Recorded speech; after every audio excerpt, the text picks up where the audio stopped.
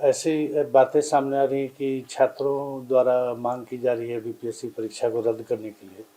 ये स्पष्ट करना चाहेंगे कि आयोग के समक्ष अभी ऐसा कोई प्रस्ताव विचाराधीन नहीं है। परीक्षा के बाद जो आयोग द्वारा समीक्षा की गई उसमें 912 में 911 सेंटर में जिला पदाधिकारी द्वारा प्रेषित प्रतिवेदन या सेंटर सुपरिटेंडेंट द्वारा जो रिपोर्ट दिए गए 911 केंद्र में सही ढंग से और शांतिपूर्ण रूप से परीक्षा हुई, कदाचार मुक्त। केवल एक सेंटर बापू परीक्षा परिसर में अनियमितता हुई, जिस पर सम्यक विचारोपरांत आयोग ने उस परीक्षा को रद्द कर दिया है, जिसकी 4 जनवरी को पुनर्परीक्षा की तिथि निर्धारित की गई है। अगर कोई मांग कर रहे हैं कि शेष जगह भी परीक्षा रद्द होनी चाहिए तो उनकी मांग साक्ष्यों के आधार पर होनी चाहिए। आयोग बिना साक्ष्य के, बिना किसी आधार के कोई परीक्षा रद्द नहीं कर सकता है। आयोग डायरेक्ट परीक्षा में इन्वॉल्व नहीं रहता है। आयोग का काम प्रश्न पत्र छपवाकर जिला के ट्रेजरी तक पहुंचा देना है। उसके बाद जिला प्रशासन का काम शुरू होता है। तो जिला प्रशासन से जब तक ऐसा कोई प्रतिवेदन प्राप्त नहीं होगा कि कोई अनियमितता हुई, कोई दिक्कत हुई, कोई गड़बड़ी हुई, कदाचार हुआ, तब तक आयोग किसी परीक्षा को रद्द नहीं कर सकता है। और ऐसा अभी आयोग के सामने कोई मामला विचाराधीन नहीं है कि परीक्षा को रद्द किया जाए। कुछ लोगों द्वारा कई तरह के आरोप लगाए जा रहे हैं, लेकिन सभी आधारहीन, किसी के बारे में कोई साक्ष्य उपलब्ध नहीं कराया गया है। जैसे कुछ लोगों का कहना है छात्रों का कि कई केंद्रों पर सीसीटीवी और जैमर काम नहीं कर रहे थे। किसी कमरे में बैठा हुआ आदमी जिसके पास न मोबाइल है, वो परीक्षा देने आया हुआ है, उसको कैसे पता कि जैमर काम नहीं कर रहा और सीसीटीवी काम नहीं कर रहा है। इस तरह के मनगढ़ंत आरोपों को आयोग गंभीरता से नहीं लेता है। और जैमर काम कर रहे थे कि नहीं, सीसीटीवी काम कर रहा था कि नहीं, बायोमेट्रिक काम कर रहा था कि नहीं, ये सब मॉनिटरिंग आयोग के कंट्रोल रूम से होती है। कुछ जगह समस्या थी जिसको कि बात करके दूर कर लिया गया। सीसीटीवी और जैमर कोई मैंडेटरी थोड़ी है कि काम नहीं कर रहा था तो कोई परीक्षा में व्यवधान उत्पन्न हो गया। पहले परीक्षा नहीं होती थी सीसीटीवी और बिना जैमर के।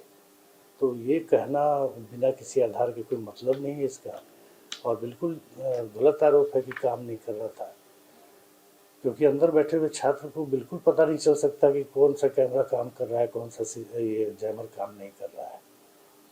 एक आरोप ये भी लग रहा है कि एक कोचिंग संस्थान से कुछ प्रश्न मिल गए, तो उस कोचिंग संस्थान के टेस्ट सीरीज के 14 प्रश्न कुल बीपीएससी के 150 प्रश्नों से मेल खा गए। प्रश्न पत्र कोई बाहर से थोड़ी मंगाया जाता है, इसी भारत के जो एक नॉर्मल सिलेबस है उसी से सेट किए जाते हैं। ये तो बुरी बात है कि 150 में मात्र टेस्ट सीरीज से 14 प्रश्न मतलब मिले। अब उस टेस्ट सीरीज पर जो डिपेंडेंट हो जाएगा तो वो कभी पास नहीं कर पाएगा। एक तरफ कहा जा रहा है कि आसान प्रश्न पत्र आए थे, तो आसान प्रश्न पत्र आए तो कट ऑफ हार जाएगा, 100 जाएगा, 110 जाएगा 150 में। अगर कठिन प्रश्न आते हैं तो 80 जाएगा, इसमें कौन सी बड़ी बात है। और ये जब कहा जा रहा है कि आसान प्रश्न आए थे तो कट ऑफ ऑब्वियसली हार जाएगा, तो वैसी स्थिति में 14 प्रश्नों का लड़ना कौन सी बड़ी बात है। वो कभी पास करेगा स्टूडेंट? अरे किसी के 14 लड़े होंगे, किसी के 25 लड़े होंगे, किसी के 5 लड़े होंगे, डिफरेंट कोचिंग इंस्टीट्यूट है। अगर किसी का प्रश्न नहीं लड़ रहा है तो फिर वो कोचिंग इंस्टीट्यूट तो मुझे लगता है बंद कर देना चाहिए, क्योंकि स्टूडेंट वहाँ से पढ़ेगा तो कभी पास कर पाएगा।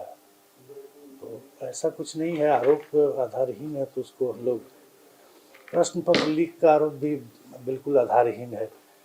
1 बजे पहली बार ये हुआ था जो बापू परीक्षा परिसर में जिन लोगों ने बाधा पहुंचाई परीक्षा में, तो प्रश्न पत्र 12:25 होते होते छीन करके और गेट के बाहर अपने साथियों को फेंक दिए। गेट के बाहर अलग जत्था खड़ा था जो प्रश्न पत्र को फोटो खींच के और वायरल किया। ये सब तो हम लोग जानते हैं, ये सब कहना का कोई मतलब नहीं है। प्रश्न पत्र लीक होने का मतलब होता है 11 बजे के पहले लीक होना। 11 बजे के बाद सारे एग्जामिनी चले जाते हैं अपने कक्ष में और बाहर का गेट बंद कर दिया जाता है। वो बिल्कुल बाहरी दुनिया से कट ऑफ रहते हैं, जैमर लगा रहता है, मोबाइल फ़ोन उनके पास नहीं रहता है। 11 बजे के बाद अगर कोई प्रश्न पत्र बाहर भेज भी देता है तो किसी भी हाल में वो सॉल्व होकर परीक्षार्थी तक पहुंच ही नहीं सकता है। तो ये लीकेज की बात कहना, जो लोग ये आरोप लगा रहे हैं उनको भी पता है कि छात्रों का हजूम जो बापू परीक्षा परिसर में इस तरह की गड़बड़ी किया, सबका सब जो है वो बाहर में फेंका। उसके वीडियोस है बाहर में फेंकते हुए, लहराते हुए। उस पर एक छात्र मनीष कुमार गिरफ्तार भी हुआ है।